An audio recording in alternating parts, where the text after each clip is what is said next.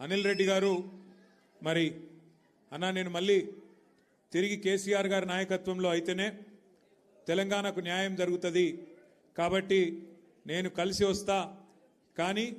మీరు మా వాళ్ళందరినీ కలవాలంటే తెలంగాణ భవన్కు రావాలంటే ఒక 1000 మంది వస్తాం కానీ మీరు ఆల్విన్ కాలనీకి వస్తే ఒక 5-6 వేల మంది వస్తారన్నా మీరు రావాలి అని అడిగిండు నేను చెప్పినా ఎక్కువ మందిని కలుసుడే సంతోషం తమ్మి నేనే వస్తా అని చెప్పిన పాపం తమ్ముడు అక్కడనే ఒక ఫంక్షన్ హాల్ బుకింగ్ చేసిండు అన్ని మొత్తం మిమ్మల్ని అందరినీ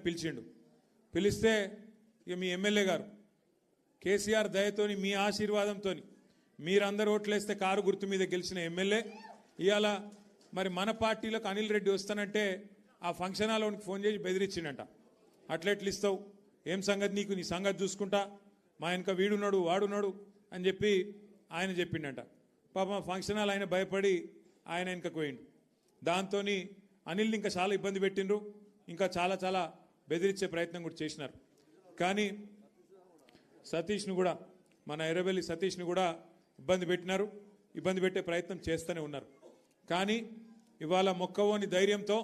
వేలాదిగా మా ఆడబిడ్డలను అన్నదమ్ములను తీసుకొని పార్టీలోకి విచ్చేస్తున్న మీకు మళ్ళొక్కసారి తిరిగి హృదయపూర్వకంగా స్వాగతం సుస్వాగతం తెలియజేస్తూ